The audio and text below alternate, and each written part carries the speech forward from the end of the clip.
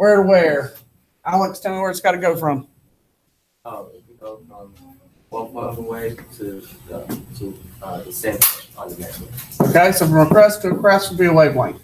All right, what's the symbol for a wavelength? Almaja. What's the symbol? All right, what's the symbol unit? Lambda. What's the unit for? Yes. You thought what? It's the symbol we use, and it's also used in the formula. All right, the symbol is that, and its name is lambda. I knew that was lambda, but I didn't know that was the. That's the symbol we use for wavelength. Okay, so frequency would be what? ABL. Yeah. It's a number of times a wave passes the given point in a given time. Okay, so if I have, fix that, and I say 1 second, I would have how many waves on this particular wave? Can anybody tell me? 1, 2, 3, 4. So I have 4 over 1 second, so I have 4 hertz. All right, that would be the frequency of that wave. All right, what's my symbol for frequency, Alex? Nu, and what is my unit for it? Hertz. All right, our frequency and wavelength related. Yeah, that's all too. Jay was going to tell me she doesn't know anything. Lolly. Inversely proportional. Good. All right, what's the color and the frequency of the light of 670? 6.7 is probably red, and somebody tell me the frequency because I don't have my answer key. 4.47 times 10 to the 14. Did you have your homework? The first 10. The first 10? Let me see the first 10, and I'll give you credit since you weren't here. All right, that way I don't have to give you a missing grade.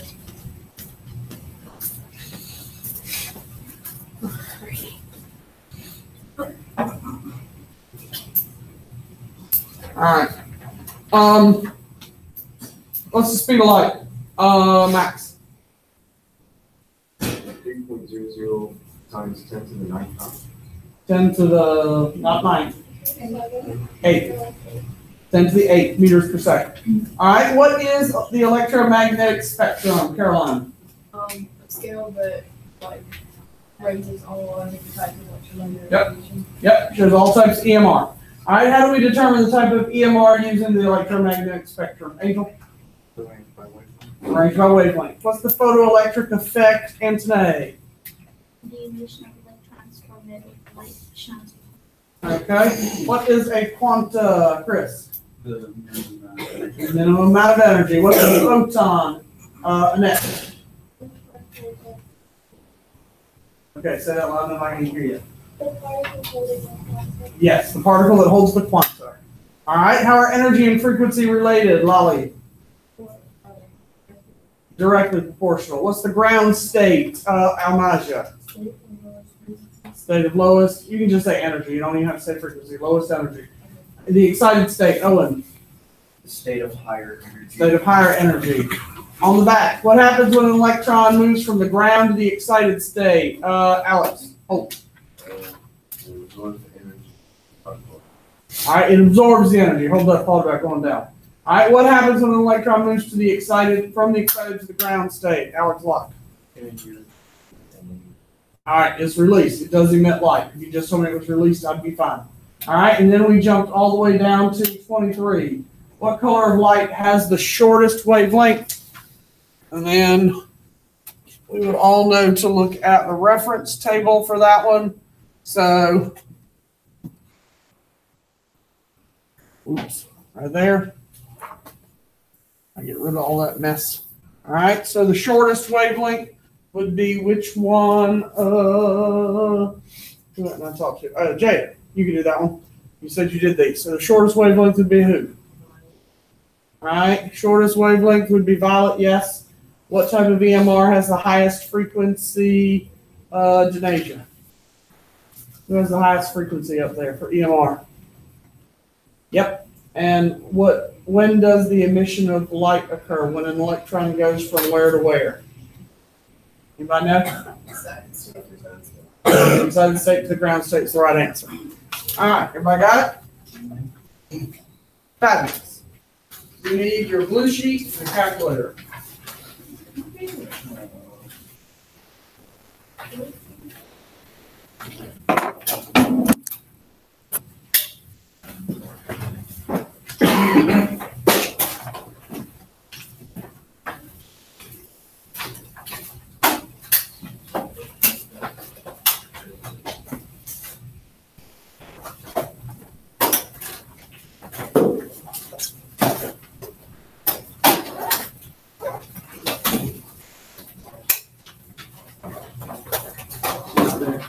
My landlord says, you're gonna be standing there a while.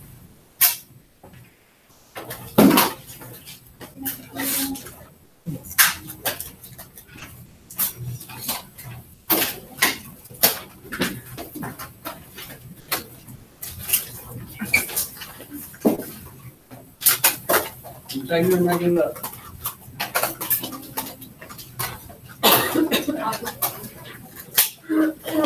Okay, slowly, we'll stop there. Come on.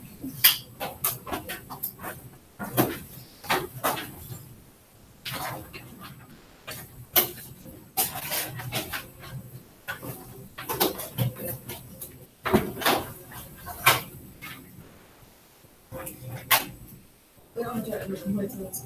Huh? We don't have to write the complete sentence. Yeah, you do not.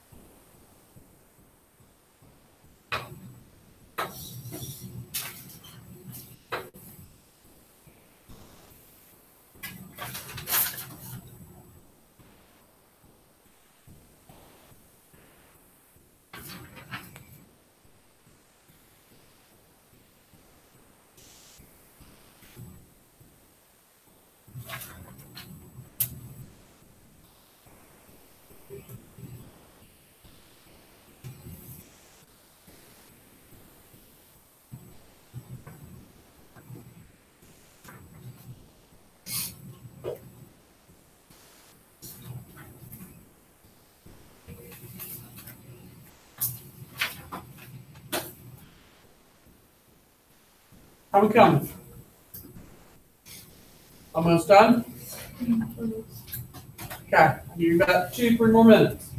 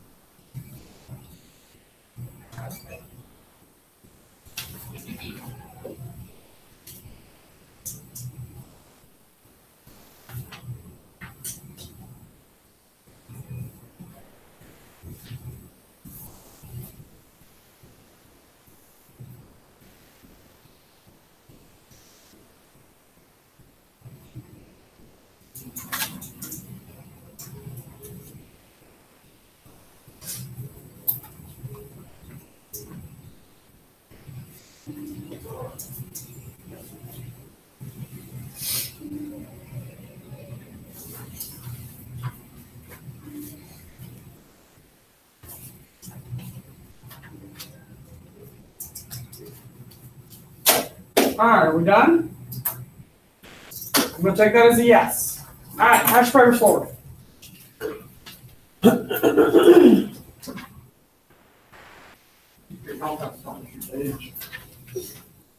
First is not there, that's on the wrong side.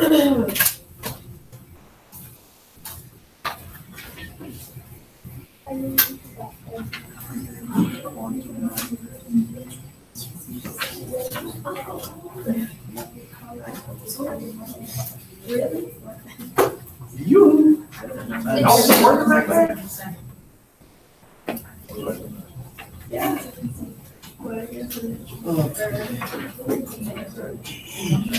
No, that wasn't so bad, was it? All the questions were on the homework sheet. Nobody mess up. All right, find your notes. We got a lot to do, not a lot of time to do it. Yes, but today seems a little worse than usual. Because normally, I'm only doing number 4 in the time we have left. And we need to finish this and do that. Which makes it a little worse than usual. Because we didn't finish yesterday.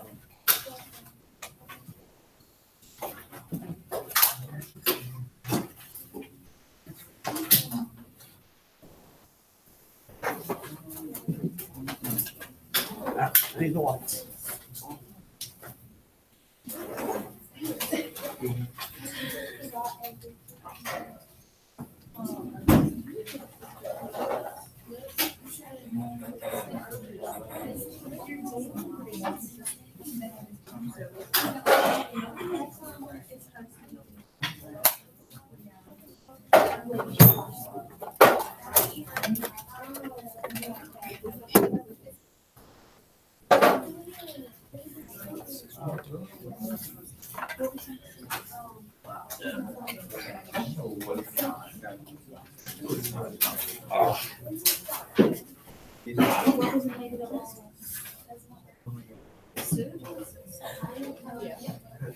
All right, so yesterday we were talking about neon lights, right?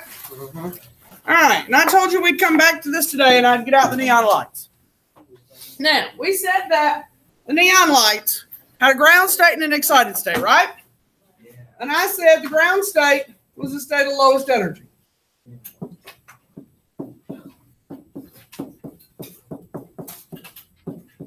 And I told you the electrons were just chilling.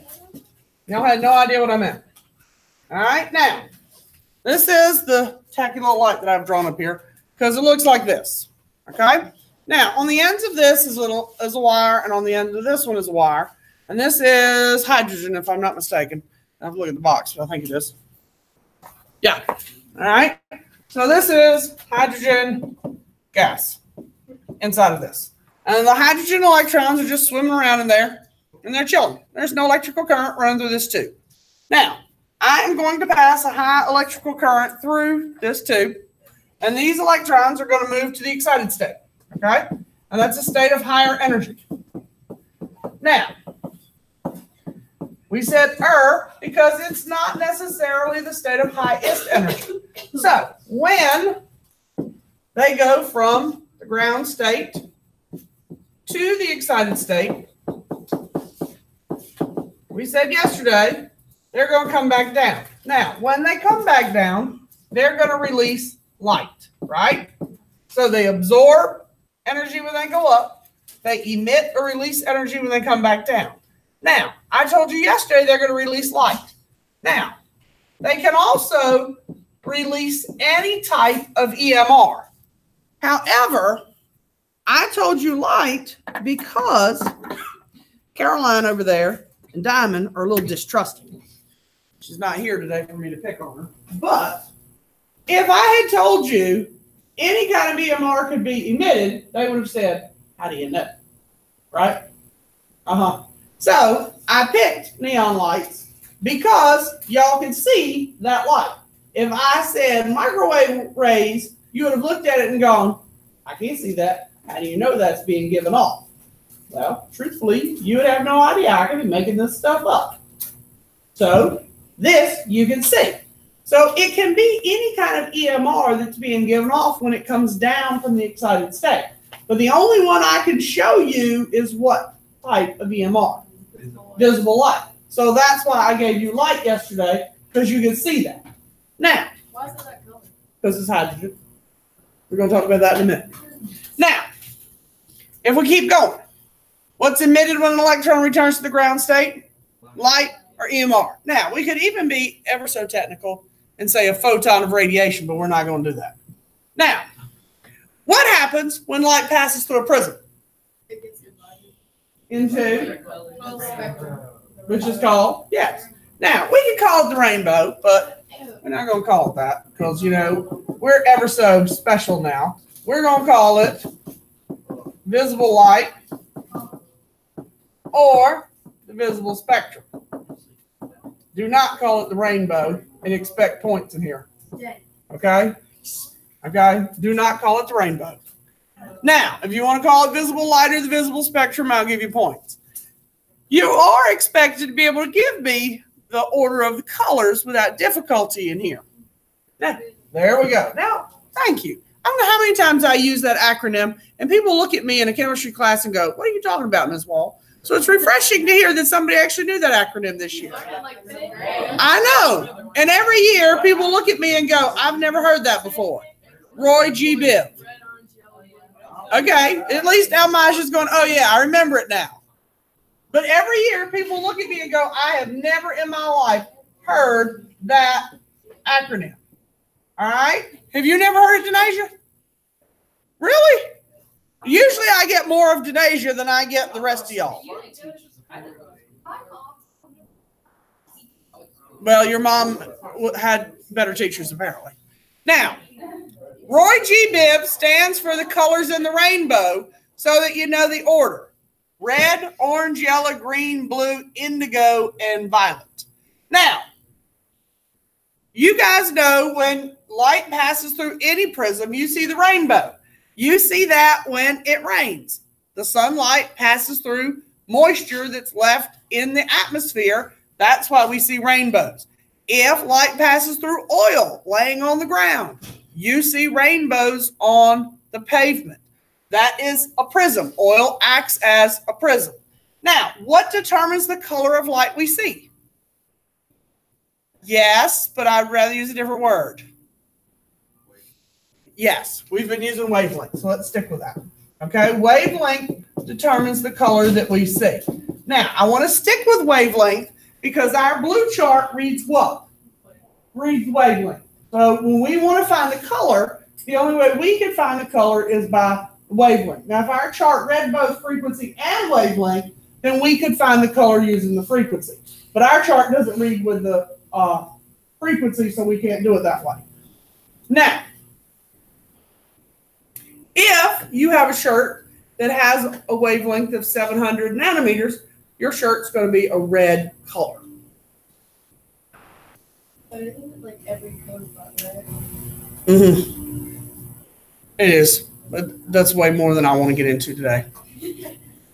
I don't want to go there. I'm not teaching physics class. All right, now to this thing. So let's say we have our hydrogen light. All right, and we have a prism. Okay. Now, when we look or pass the hydrogen light through the prism, do we see all of Roy G. Biv? We don't, okay? We see what's called a line spectrum here. Rain jacket off, nose is dry. All right?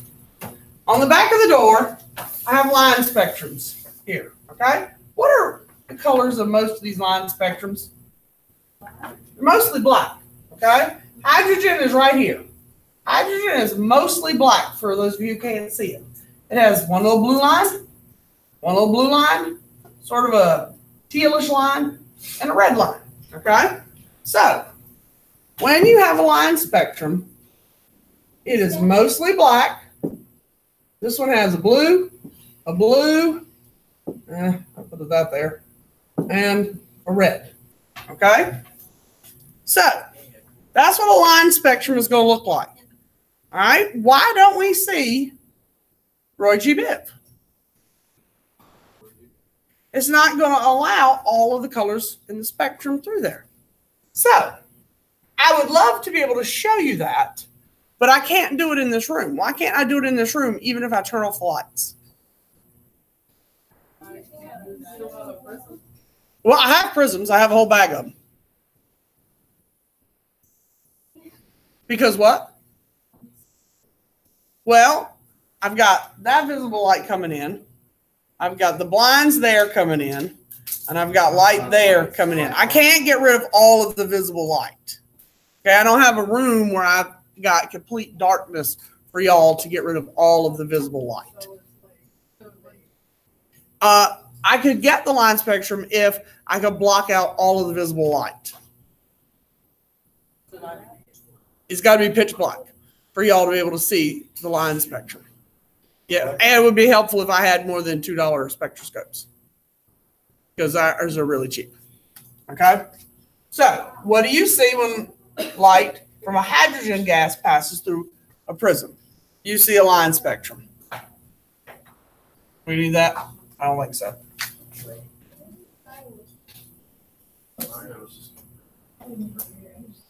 You know the answer to that. What determines the color you see in a line spectrum?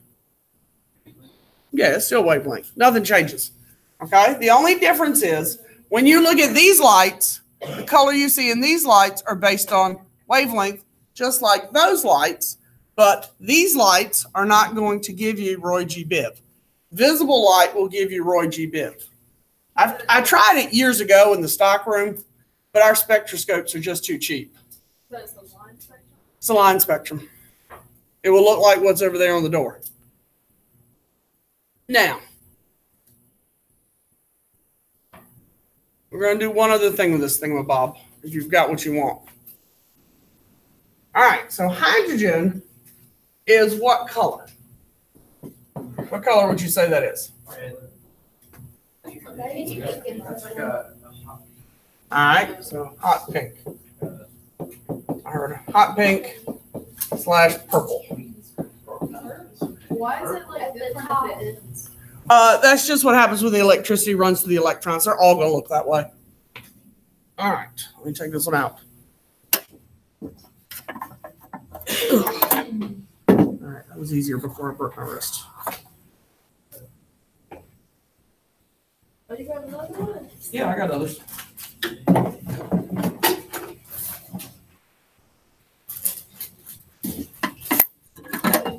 I don't have a ton of them.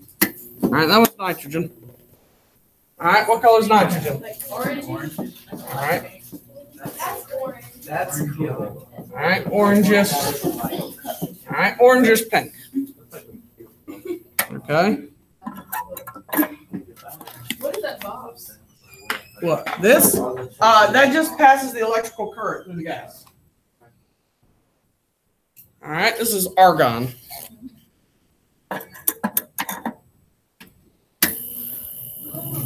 All right, argon is what?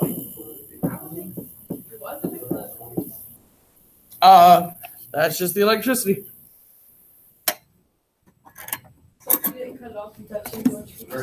No, I don't think it would electrocute me. It might zap me pretty good. No, no. I don't think I'd be electrocuted, but it probably shocked me pretty good. Probably hurt a little bit. Not planning to. All right, this is mercury. All right. What's mercury? All right, purple. I think I might have one more. All right. And So you could get a line spectrum out of any one of these? yeah, they all have different line spectrums. There's that one. This is air. That's pink. Like O2? That should be a combination of largely nitrogen and oxygen. I think I had one more in there. Let's see what the last one was. I don't know if it works or not. Most of these I've labeled works or doesn't work. I'll probably do the ones that don't work out. This is labeled. Yep, that's the last one. This one is water vapor.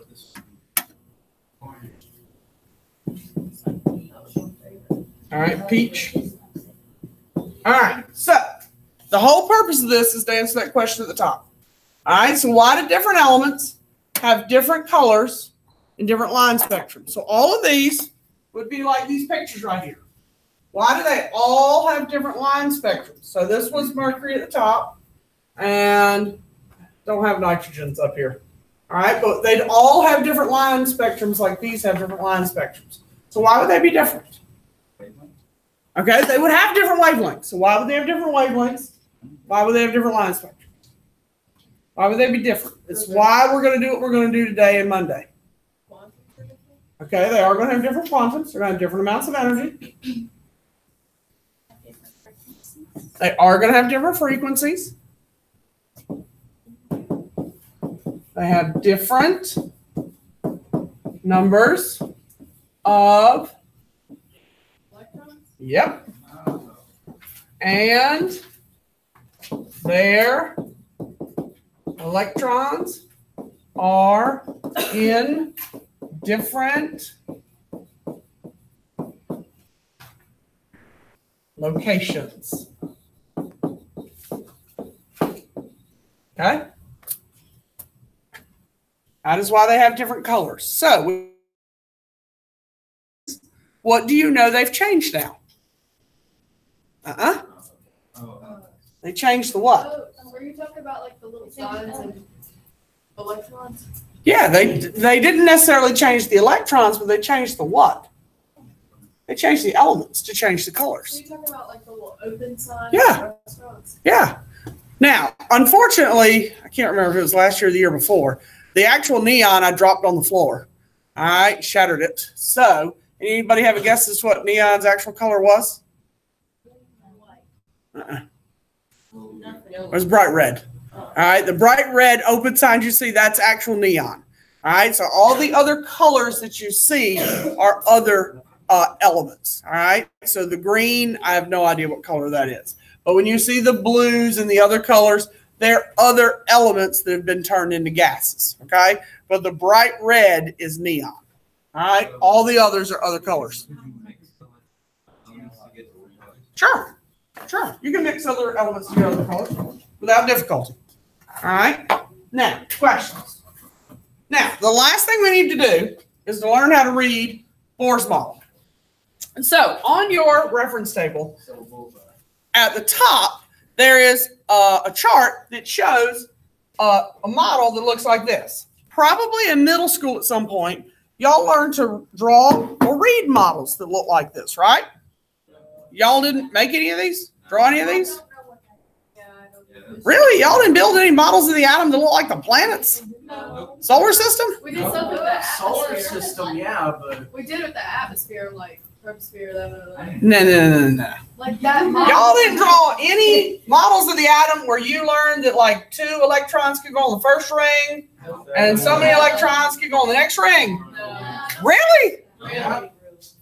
Okay. Dang. Okay.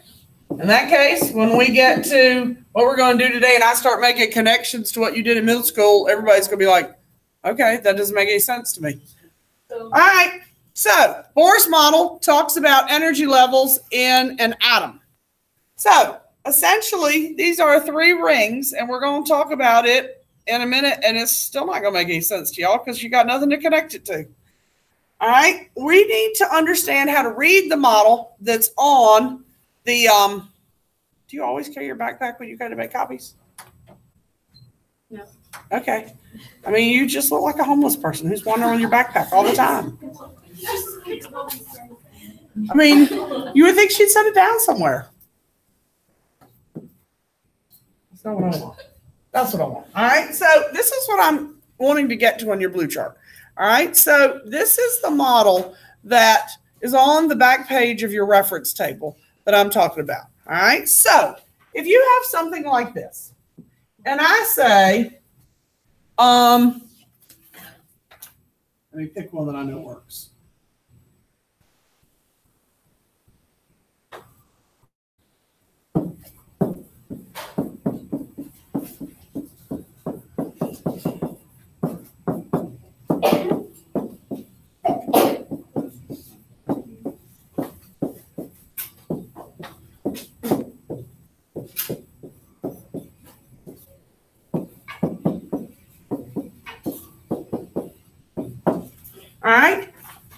an electron goes from n equals 5 to n equals 2, and I want to know the color of light. All right? Could you do that?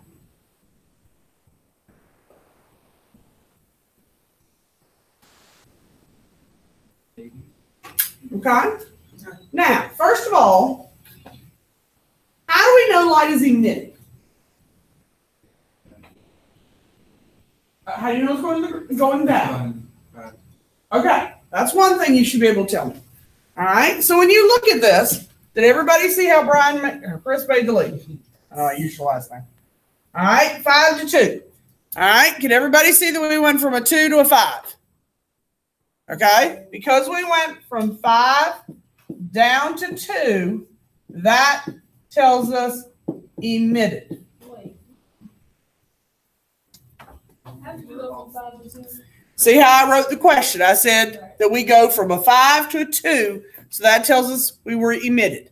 Now, if I wrote the question and I said we said n equals 2 to n equals 5, that would say what happened?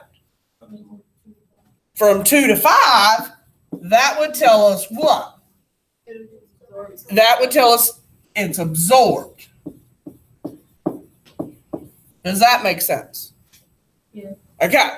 That's important when you read the question to be able to say, okay, I went from a 2 to a 5, so that's absorbed, or I went from a 5 to a 2, so that's emitted. You with me on that? Okay. So I went from 5 to 2. Now, we need to be able to read the chart. So find your handy dandy little chart. Okay? I'm going, hold on, I probably have it in this. Go back. So I have these trusty rings, right? 5 to 2 is what my question said. So ring 5 is this one. Ring 2 is this one. All right, I'm looking for the one that has the bubble on the 5.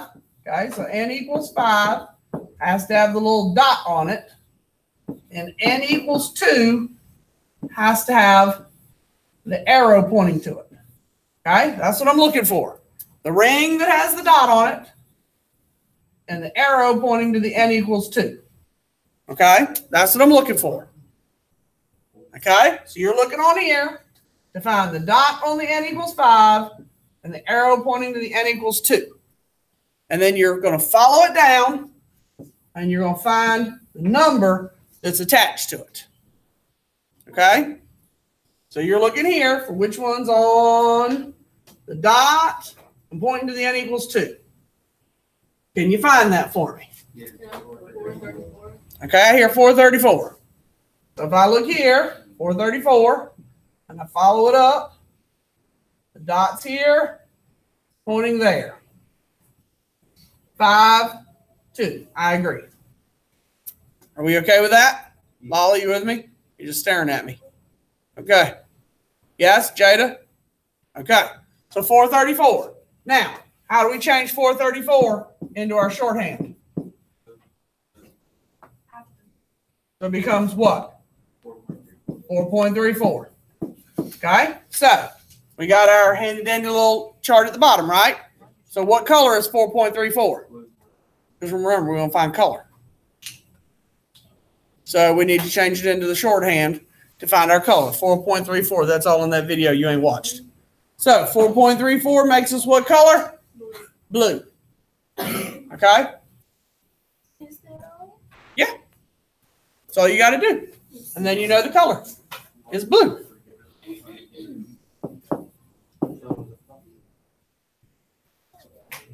I know it's rainy outside. All right, questions. Now, the last thing that I hate doing is Bohr's theory. It's the history part. I don't know why this is still in the curriculum, but it is. Now, this transitions into the part that I love to teach, which is the last part of the day, which is the quantum numbers. This is probably my favorite topic of the entire semester, which is going to amaze you guys because you're not going to like it. But it is probably the absolute favorite topic of mine of the semester. Now, Bohr's theory, which is those lovely rings we just talked about, all right? He has only part of his theory correct, but he is the basis for quantum theory because other scientists followed in his path and fixed the parts that he has wrong, okay? Now, Bohr said the electrons circle the nucleus in fixed energy ranges called orbits. So these rings right here, these lines, these things are called orbits. And those electrons that y'all didn't draw or make models of in middle school that I'm just stunned by were called orbits. Okay? Yes. Okay? You need to know they're called orbits. All right? Now, this part of his theory is wrong. Now, we still teach it today because parts of it are still valid and still lead us in the direction of the correct parts of the theory. So even though that part about orbits is not right, it still gets us where we need to go in modern quantum theory. So I still teach that part in physical science because it leads us down the path of where we want to be. All right? Not called an orbit, or is it? It's not called an orbit. You're going to learn what it's called today. Okay? But Bohr called it an orbit. So we need to know that. You need to know the wrong parts. You got to know this is Bohr's theory. You got to know Bohr's theory. Even though it's wrong. You got to know the wrong parts. Yes, I know. You got to know his parts, even though they're not right. Okay? Bohr said that electrons can only move up and down between the orbits. So, think of his theory as a ladder. Can you stand between the rungs of a ladder? No, you can only stand on the steps of a ladder. You can't hover between the rungs, right? It'd be really cool if we could hover between the rungs. Lots of people would never be injured on ladders, but unfortunately we can't. We can only stand on the stairs of a ladder. Well, he said the same thing. Your electrons could only be on those rings. So when we look back, these electrons, if you had made models, would have to be on these rings. These electrons cannot be between the rings. They can only be on the rings. They can move up and down from one ring to the next ring and back and forth between the rings. But can an electron be between the rings? No. Okay? That's what he said there. It's also wrong. Oh, Lord. Okay? Now, number 3 has right. Yes, I'm sure. Number 3 is correct. All right? The electron closest to the nucleus is lowest in energy. So, well, he's not. 1 and 2 are not wrong. They're just, they had to be tweaked. Okay? They're incomplete. That's a good word for it. All right? So, when you think about, he had help. How's that? He had help. He had help. How long ago was that? In the 1900s. All right, so when you look at rings 1, 2, and 3, who's the lowest in energy? Okay, so the first, these are going to be called energy levels here in just a second. So the first energy level is lowest in energy. Okay, who's got the most energy? 3. Okay.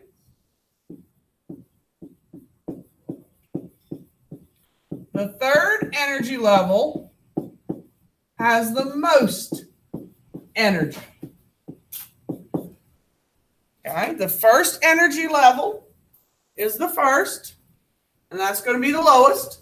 And then the third, because it's that outside ring, it's going to have the most energy.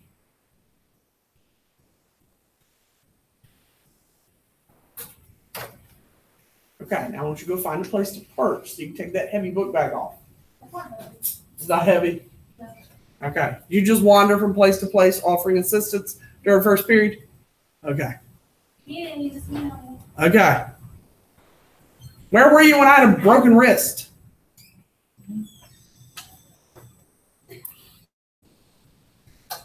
All right, everybody caught up. All right, so out of this mess comes a man by the name of Erwin Schrödinger. He was Austrian. So that's how you know you found out all this stuff. Is he Okay. dead? Is he what? Is he dead? Yes, now he is. Is he dead? It's important to Anthony that he died, apparently. All right, He's got the dots above his name. Special.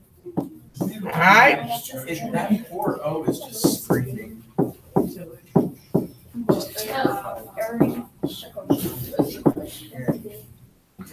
He's known as the father of modern quantum theory. All right. He fixed Bohr's shortcomings. He wrote a mathematical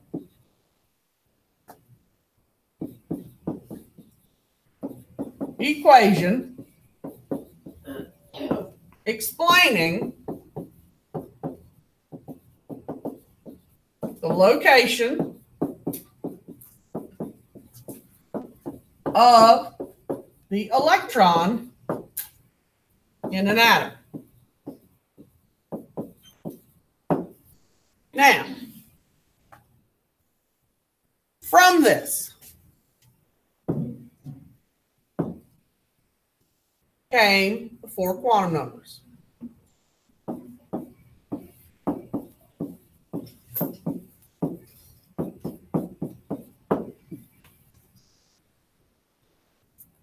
From that mathematical equation came the four quantum numbers. Now, these four quantum numbers are not, well, first of all, we're not ever going to write this mathematical equation on the board. I can fill the board, and it's got a bunch of weird Greek letters in it that we're never going to use. All right? Now, the four quantum numbers are the principal quantum number,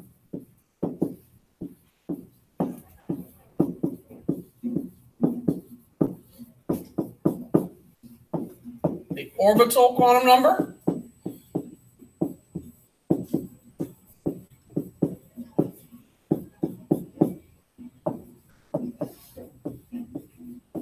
the magnetic quantum number, and the spin quantum number.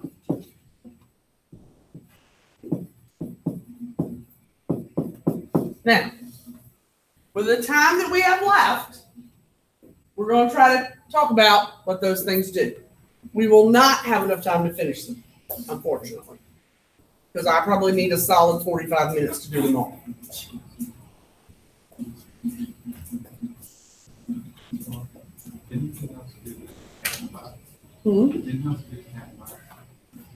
Schrödinger's cat. Don't tell me he like tormented the cat. No, that's psychology, isn't it? What do you do? Tell me. I need answers. I don't have time for that stuff. All right, everybody got it? No. Hurry up.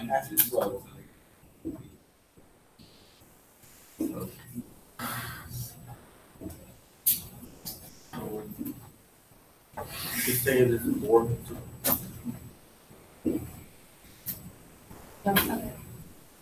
All right, we there? All right, so the first one is called the principal quantum number. Now, its symbol is N. All right, principal quantum number is N. You need to know the name and the symbol and be able to use them interchangeably. Sometimes I will use the name, sometimes I will use N. Okay, you don't know which one I'm going to use, you need to be able to use them both. Now, what does it tell us? All right, it tells size and energy level. Okay, it tells us the size and the energy level. So if I say n equals 1, what does n equals 1 mean? It means it's the first energy level. If n equals 3, it means we're talking about the third energy level. If I say n equals 5, it means we're talking about the fifth energy level. Now, how does it tell size? Well, if I have a first energy level, that would be 1 ring, right? If I have a third energy level, that would be how many rings? 3. Who's going to be bigger, a first or a third? A third by virtue of the fact that it has 3 energy levels, correct? Any issues with that? Now, how big will this principal energy level get?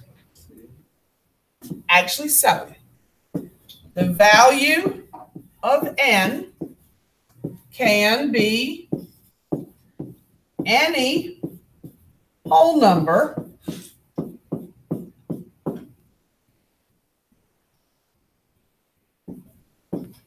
we will use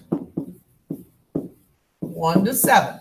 If you look at the periodic table, we only have 7 periods. We have now filled all 7 periods. All 7 periods, those elements have been discovered and named. And so those are the elements we will use. Now, currently, there are no period 8s. No elements have been discovered or filled in on period 8. I keep waiting, thinking maybe we'll get period 8 before I retire. Currently, that's not happening. If it does, then we'll have 1 through 8. Okay? So, questions about that. The principal and the spin are the shortest of the group. It's the orbital and the magnetic that cause the issues.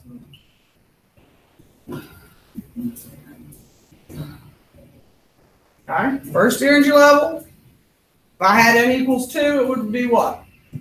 Second energy So level. is that the nanometer thing with the circle? No, No, the n equals, like, because that's what. no, that's not nanometer. It means the principal energy level. It's not the same thing as nanometer. No nanometers here. So the circle. Keep out of the circle.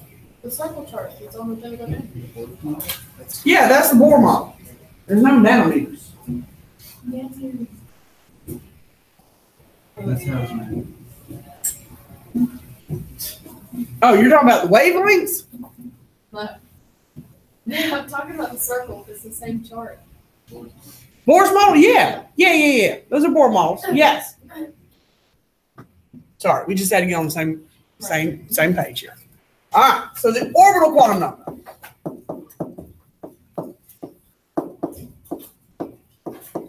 All right, let's add a little more meat to our skeleton. The orbital quantum number is given the symbol L. Okay? And I've given it a cursive L, so drawn just what everybody thinks is an I.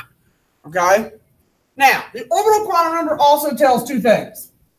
This one tells sublevel and shape. Okay? Sublevel and shape. All right, we're going to start with the sublevel. The sublevels names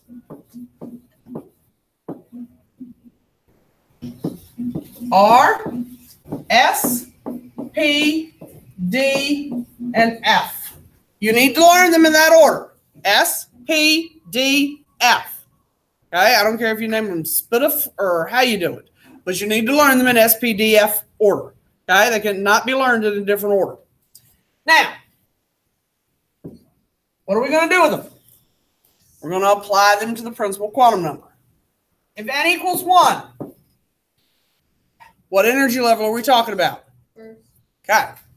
On the first energy level. How many sublevels are we allowed? 1. Okay. 1 sublevel. All right. How do I know that? 1, or let's say this, the number of energy levels equals the number of sublevels. Okay, that's the rule. The number of energy levels equals the number of sublevels. So that's how we know there's one sublevel. Now, we want to write the name for the sublevel. What's the name of that one sublevel? Okay, we also have to add its energy level. So if we write S, what energy level is it in? So we write its name as 1S. Okay?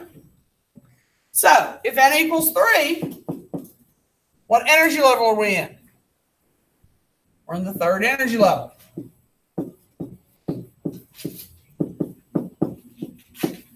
All right, how many sublevels are we allowed here? Okay, 3 sublevels. What are their names? All right, you get S, P, and D. But again, you got to put the number of the sublevel or the energy level in front of it. So what energy level are we in? We're in 3. So you're going to name it as 3S, 3P, and 3D. All right. Now, what if we're in n equals 5? What energy level are we in?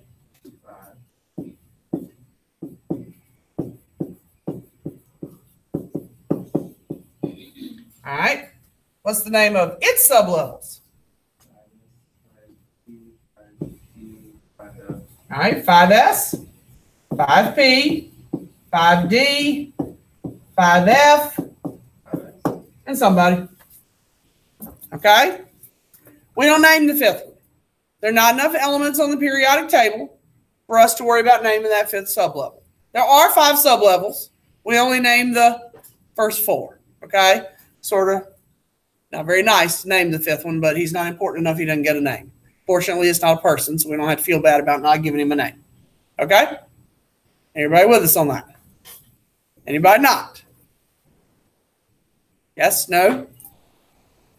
Lolly's looking at me like I've lost my mind. It's just so weird.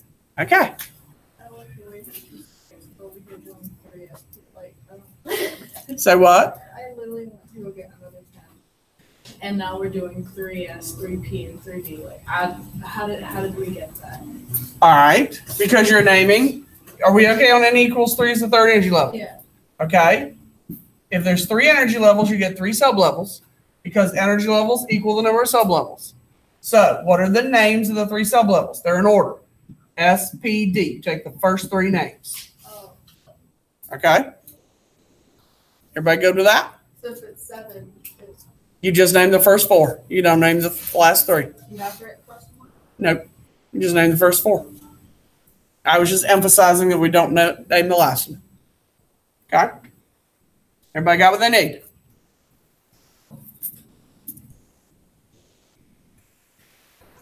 All right, let's talk shapes. Yeah.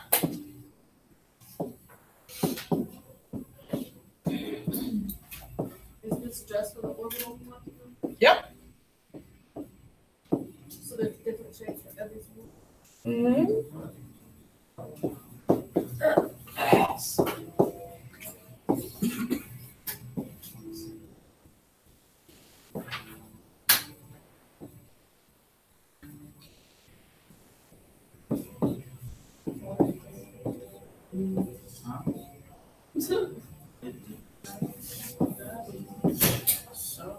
And this is your favorite subject.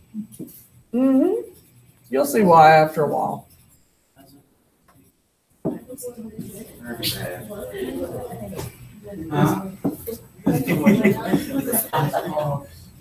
Who did grass now? And this is not going to much credit. Nope.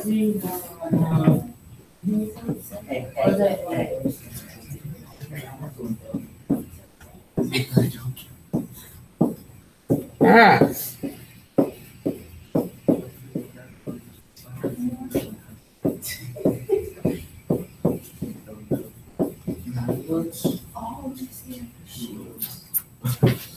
Literally, what do we call this? Come on. So, is the peanut dumbbell too low in order to match the thing? Mhm.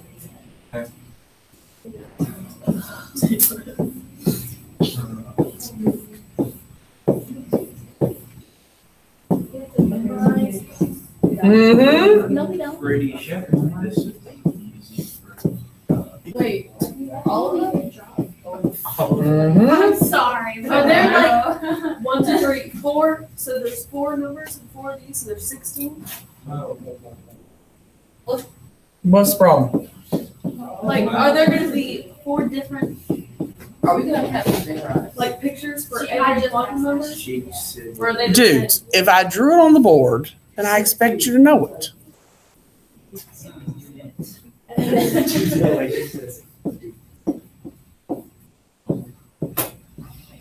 You have managed to learn everything that I've given you thus far. You will manage to learn these, so stop whining. I just wanna know if this is like the maximum pictures. Now, the shape of the S sublevel is a sphere, and it only has one different orientation or shape up there. The P sublevel has 3. I'm not very good at artiste. So I tried to show that the P sublevel is only along the PX axis, or the X axis up there, and then oops, yeah, I did. It's just sort of ugly. All right, this one is along the PY axis, the X axis. No, that's Y. The Y axis, and this one is along the Z axis. Now, P is the only one other than S you have to be able to draw. Okay, you have to be able to draw S and P. That's it. All right, so X. I don't think drawing an X, Y, and Z axis is overly challenging, and that's essentially a figure 8 or an infinity sign that's filled in. And it's on the x-axis. This one is on the y-axis. And this one's on the z-axis. And because it's just an infinity sign, and that one's on x, y, and z, I don't think asking you to learn the name px, py, and pz is overly challenging. Now, D and F are very hard to draw. Okay, I can draw most of D, but they don't look too good. So, F, I can't draw at all. It's in a flower shape for F. You can look them up online if you really want to see them. I can't draw any of them. I'm a disaster. But you do have to know how many different orientations or shapes they have, because it's important for the next quantum number, which is why I drew the different graphs on the board, because I'm going to keep coming back to these on Monday. So I drew 5 axes, and I even wrote 5 shapes. I drew 7 axes, and I wrote 7 shapes. I didn't draw all the different orientations up here other than the axes. I don't think that's asking too much.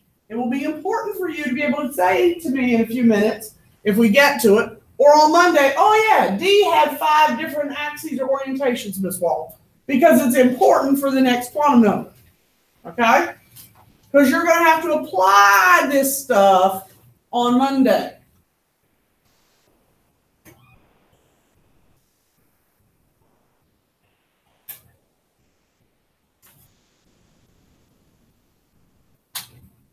And all of this stuff is important when we draw electron configurations, dot diagrams, and orbital notations.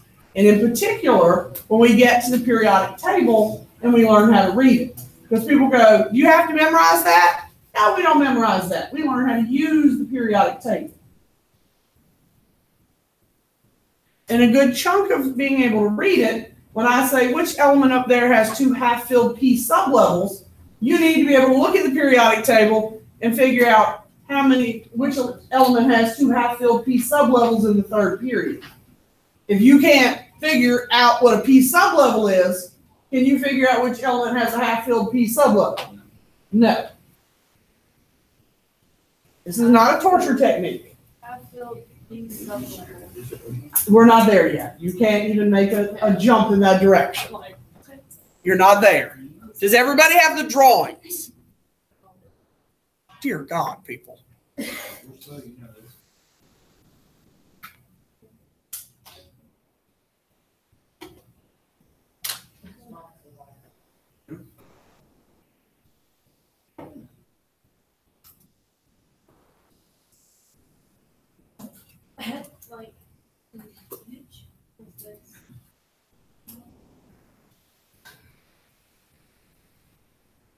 This is all talking about atoms? Electrons, where they're at in an atom. Okay, this is why those line spectrums are different. The electrons are in different places. Not all in the same place. How about now? We got it? All right, so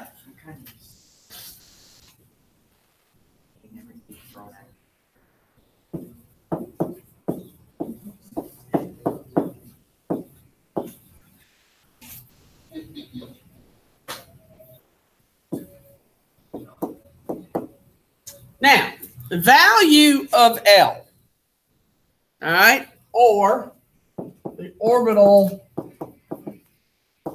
quantum number. We've been talking about the sublevel, S, P, D, and F, right?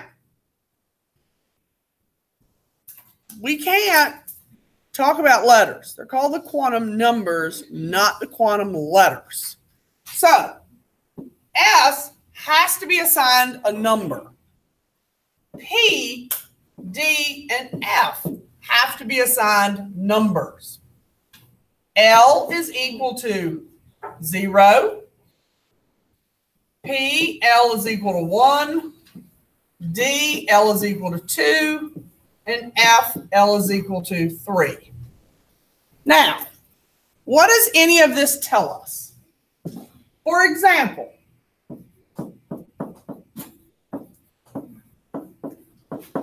this would be the address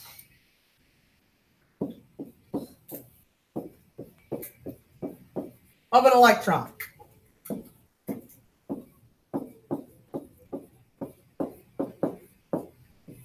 Okay? This would be the address of an electron. Right there. Now, we've talked about these first two quantum numbers.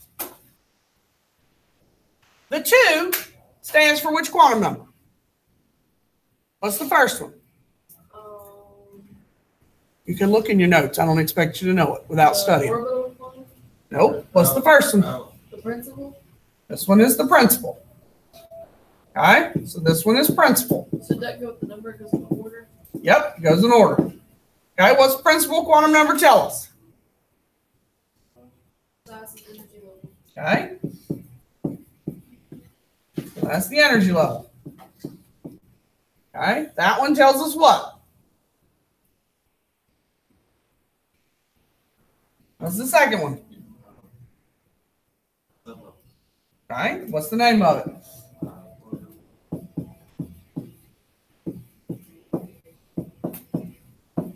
All right, so we've got the orbital quantum number and the sublevel. So what energy level are we in? Okay, so we're in the second. We'll make that a little bigger here. Or I should say go up a little bit. So we know we're in the second energy level. Essentially, that's the second circle, second ring. All right, what sublevel are we in if that's a 1? All right, if we look down here, what would it be? So that's based on our name, 2p. That tells us the location of the electron. We're in a 2p sublevel. That's what that address tells us. Okay? We haven't gotten to this or this yet. That's still yet to come.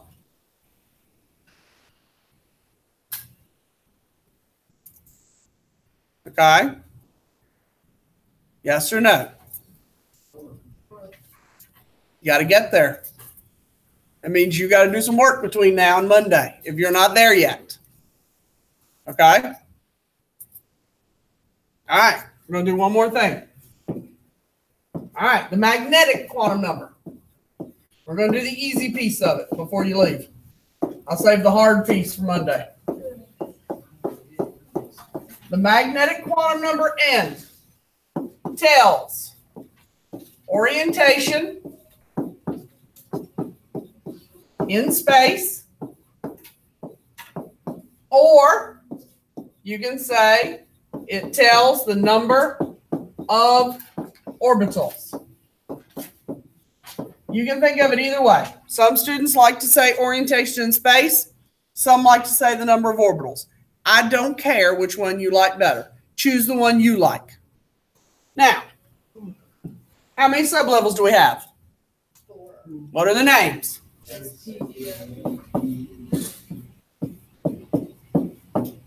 All right. How many different graphs / orientations do we draw for S? 1. How many did we draw for P? For D? And for F? Oh my God, they're all numbers. No kidding. Are you scared of all numbers? No, just to go in remember. All right. How many electrons do you think we can put in each of these? How many do you think? It's just a guess. I know y'all don't know. The number that you have already? In each orbital, how many electrons do you think you can put? 1. Nope, slightly more than 1. 2. Yep, 2. Okay. Each orbital holds 2 electrons. Okay. So the S sublevel can hold how many electrons? Okay. P sublevel can hold how many electrons? 2. 6. Got 3, so it can hold 6. Oh my God. Okay. The D sublevel can hold how many? And the F sublevel can hold how many? 14. Hold 14. Okay. Questions? Now, we have a little more to do with that. And we have the spin quantum number. The spin is the absolute easiest. It only tells you the spin of the electron. All right. So, on this sheet, there is maybe 2 or 3 questions you shouldn't be able to answer because this is the easiest of the sheets I have. Okay? See what you can do. It doesn't have any of the weird numbers that I haven't gotten to yet. We will finish it on Monday.